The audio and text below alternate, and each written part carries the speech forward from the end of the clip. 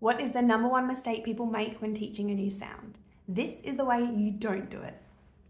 Ta, n, g, ka, da, ha, ra, ma, la. By adding that at the end, it confuses them, and that's not the correct sound.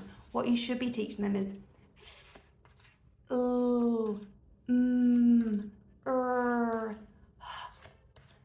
d, k, g, t.